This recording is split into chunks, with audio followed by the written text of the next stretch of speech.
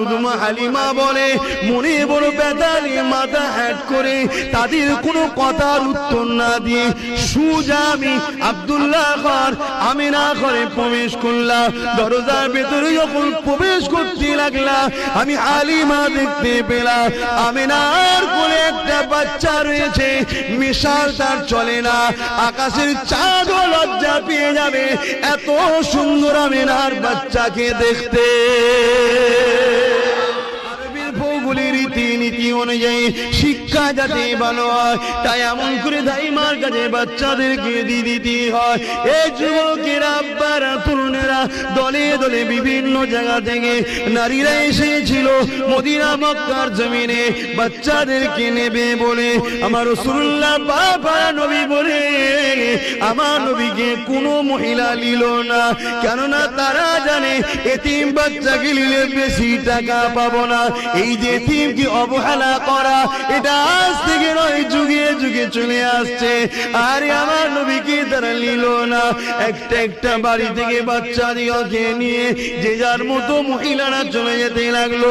ওই কাফেলার সঙ্গে রওনা দিয়েছিল হযরতে হালিমা বলে একজন মহিলা, বড় দুর্বল মহিলা, গরিব মহিলা, বয়সটা হয়েছিল এবং গরিবী সংসার অভাবী সংসারের মহিলা। তাই তিনি তিনার যে উটনিটাকে নিয়ে আসছিল ওই উটনিটা গরিবের উটনি বলে ভালো খেতে পারেনি, তাই দ্রুত হাঁটতে পারেনি, আস্তে আস্তে পিছনে চলে গিয়েছিল। বাকি কাফেলার সাথীরা আগে আগে এসে ধনী লোকদের ঘর থেকে একটা একটা করে যে যার মতো বাচ্চা নিয়ে অর্থ নিয়ে তারা রওনা দিতে লাগলো।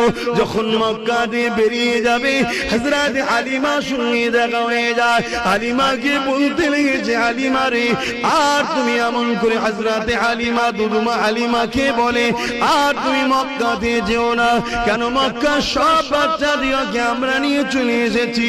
হ্যাঁ একটা বাচ্চা আছে আব্দুল্লাহর ঘরে, যে আব্দুল্লাহ নাকি দুনিয়ায় নাই, এতিম বাচ্চা। ওই বাচ্চাকে তুমি নিলে সে এতিম, সে খরচ তার মা দিতে ঠিক মতো পারবে না, এমনি তুমি গরিব, আবার এই বাচ্চাটাকে নিলে তোমার নিজেরই খাওয়া ঠিকভাবে হয় না, বাচ্চাটা যত্ন করতে পারবে না।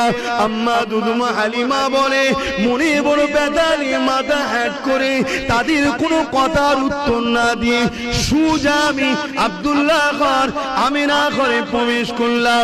দরজার ভেতরে যখন প্রবেশ করতে লাগলাম আমি হালিমা দেখতে পেলাম আমিনার কোলে একটা বাচ্চা রয়েছে, মিশাল তার চলে না, আকাশের চাঁদও লজ্জা পেয়ে যাবে এত সুন্দর আমিনার বাচ্চাকে দেখতে।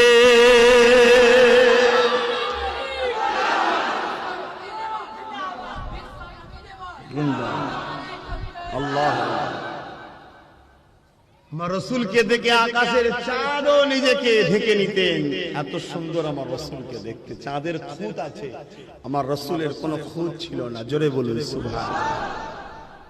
এ নজওয়ানেরা, এ আমার দাদা পীরের এলাকা মানুষেরা, ও চাচুয়া গ্রামের মানুষেরা, আশেপাশে গ্রামের বাপ মারা ভাই বোনেরা, আল্লাহ পাক আমার আপনার নেতাকে কি সম্মান কি মর্যাদা দিয়েছে। আমার আপনার নেতা যখন শিশুবেলাতে ঘরে শুয়েছিলেন, বিছানাতে শুয়ে শুয়ে আকাশের চাঁদ উঠেছে, খোলা আসমান দেখা যাচ্ছে, আল্লাহ নবী ইশারাটা করেছে, সাদা আঙুলটা আসমানের দিকে তুলে শিশুবেলাতে নবী আমার চাঁদের দিকে যখন ইশারা করে আঙুলটা ডান দিকে দেয়, চাঁদটা নবীর ইশারা পেয়ে ডান দিকে যায়, বাঁ দিকে দেয়, চাঁদটা নবীর ইশারা পেয়ে বাঁ দিকে যায়। আমার নেতার ইশারাতে শিশুবেলাতে চাঁদ হুকুম পালন করে।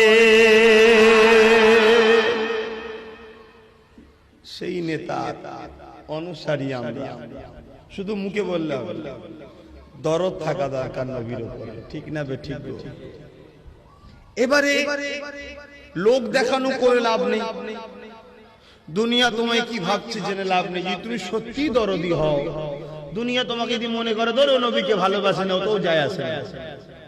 তুমি সত্যি ভালোবাসো, কেউ না জানুক, আমার আল্লাহ জানে, আর আমার আল্লাহ তার দোস্তকে জানায়, অমুক গ্রামে অমুক ছেলেটা, অমুক গ্রামে অমুক মেয়েটা, অমুক গ্রামে অমুক বাপটা, অমুক গ্রামের অমুক মাটা তোমাকে হাবিব খুব ভালোবাসে। আর আমি কথা দিয়েছি, তোমায় যে ভালোবাসে আমি আল্লাহ তাকে প্রেম করে নিই। জোরে বলুন সুবহানাল্লাহ। মুসলমানের ছেলে মেয়েরা, তরুণেরা, বাপেরা, আল্লাহ আমার নেতাকে এত সম্মানিত করেছে। কোন নেতার মাহফিল বানাতে লেগেছি, যে নেতা না হলে লাউলা কালামা খালাকতুল আফলাক, এ জমিন হতো না, আসমান হতো না, চাঁদ হতো না, সূর্য হতো না, সিতারে হতো না, পার হতো না, পর্বত হতো না, মক্কা হতো না, মদিনা হতো না, তামাম কায়নাত কিছুই হতো না। যে নবী পাকের খাতির আল্লাহ আদম শফিউল্লাহকে বানিয়েছে, মুসা কালিমুল্লাহকে বানিয়েছে, তামাম নবী রাসূল পীর পয়গম্বরদেরকে বানিয়েছে, যে নবীর খাতির আল্লাহ জান্নাত একটা বেশি বানিয়েছে।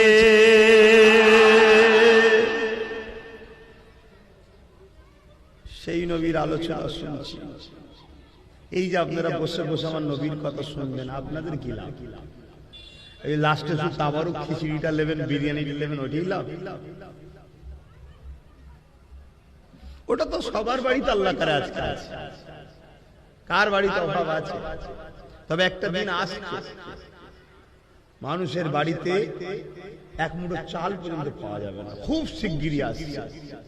তারপর আবার একটা দিন আসছে যেদিন মানুষের বাড়িতে যেমন ঝাঁট দিয়ে জঞ্জাল বার করে না মানুষ, কখন গাড়ি আসবে গাড়িতে তুলে দেয়, বিশেষ করে পৌরসভা এলাকাগুলি হয়, ওই রকম মানুষ তার ঘর থেকে সোনা দানা ঝাঁট দিয়ে বস্তা করে বাইরে বার করে রাখবে, ভাই নিয়ে যা ভাই, সেটাও আর আসছে।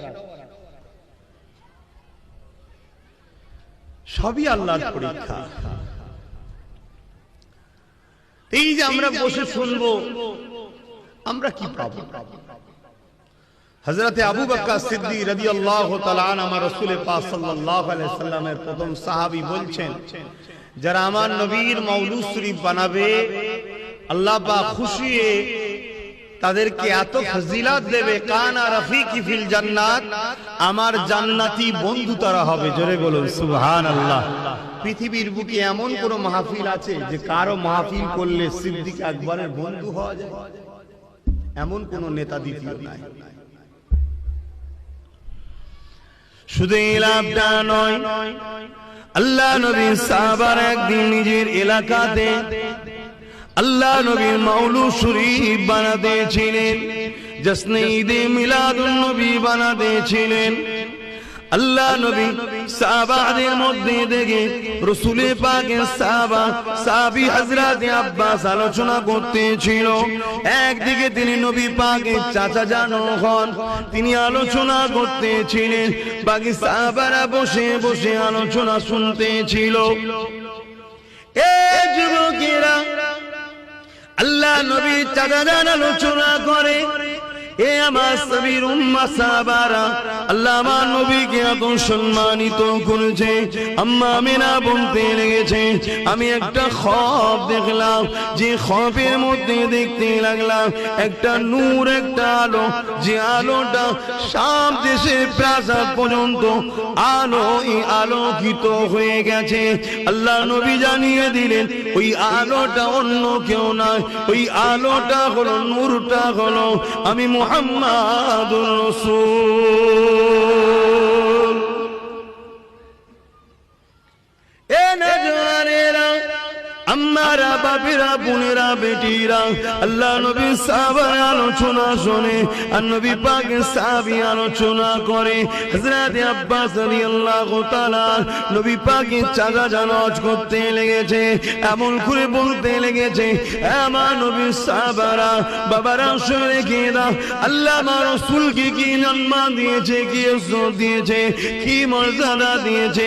আমার রাসূল যখন আম্মা আমিনার গর্ভে ছিল, দুনিয়া জমিনে আম্মা আমেনা রাসূল যখন গর্ভে ছিলেন আম্মা আমেনা একদিন খ্বব দেখতে লাগলেন আমার ঘরে একটা যুবক সন্তান প্রবেশ করেছে ওই খ্ববের মধ্যে আমি আমেনা আমার ঘুমটা ভেঙে যায় আমি চমকে যাই ঘুমটা ভেঙে গিয়ে চোখটা খুলে দেখি খ্ববে যে যুবকটাকে দেখেছিলাম ওই যুবকটা আমার ঘরে দাঁড়িয়ে আছে আমি আমেনা দেখে ঘাবড়ে গেলাম ওই যুবকটা আমাকে বলেছিল ও মা আমেনা ঘাবড়ে যাবেন না মা আমি দুনিয়ার কোন পুরুষ নয় আমি হলো আল্লাহ পাকের পাঠানো ফেরেশতা হযরতে জিবরাইল আলাইহিস সালাম এ আমেনা খুশি সংবাদ নিয়ে এসেছি আল্লাহ তোমার গর্ভে একটা সন্তান রেখেছে ওই সন্তানটা কে জানো আম্মা আমেনা বললেন জানি না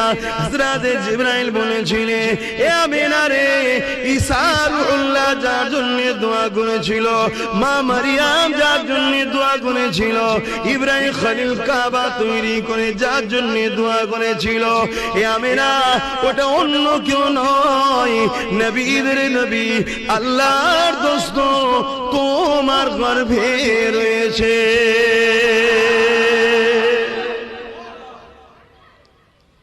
সেই নেতার আলোচনার মাহফিল যদি চুপ করে বসে শুনি আর এই আলোচনা শুনে যদি অন্তর খুশি হয় ফায়দা আছে না না একটু সারাদিন ফায়দা আছে না না কি ফায়দা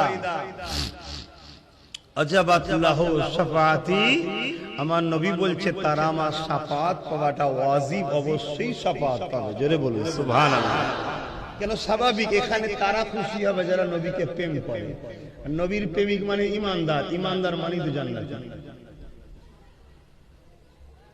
কত মর্যাদা যে রাসূলের শাফাআত পাওয়া যাবে নবীর মাউলুদ শরীফে বসে নবীর আলোচনা শুনে যদি আরো অন্তর ঠান্ডা হয় খুশি হয় সে এত বড় মর্যাদা পাবে জান্নাত কিনা যায় বলুন না গো হ্যাঁ আল্লাহ বলেছে কিনা যায় সেটা হলো জান আর মালের বিনিময় যদি আল্লাহ তোমার জান না কবুল করে মাল যদি অ্যাকসেপ্ট না করে তো বেকার কিন্তু রাসূল বলছে আমার মাউলুদে বসে খুশি বানালে ওয়াজাবাত লাহু শাফাআতি আমি নবী আমার শাফাআতটা তারা পাবে জোরে বলুন সুবহানাল্লাহ তাহলে আমার নেতার সম্মান বুঝলাম আমার নেতার মর্যাদার কথা বুঝলাম আমার নেতার মাহফিলের গুরুত্ব বুঝলাম এটা অন্য কেউ এর আদৌ বুঝবে না এটা একমাত্র প্রেমিকেরাই বুঝবে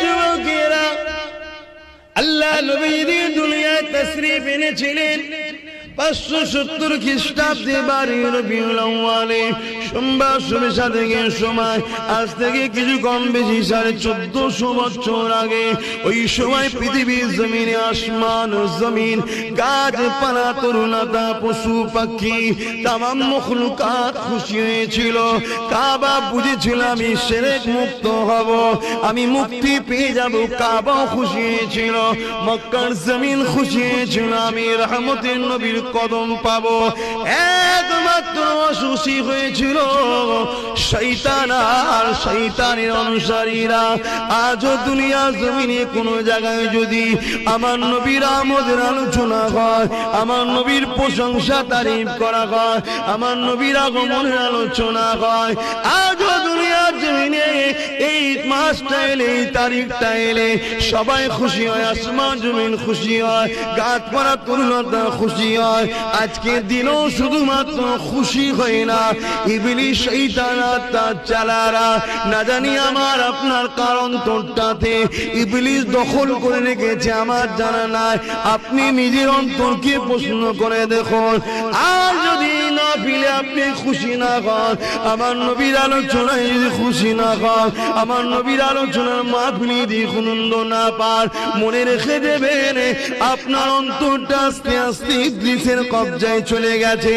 এই জায়গা থেকে আপনাকে ফিরে আসার রাস্তা আছে।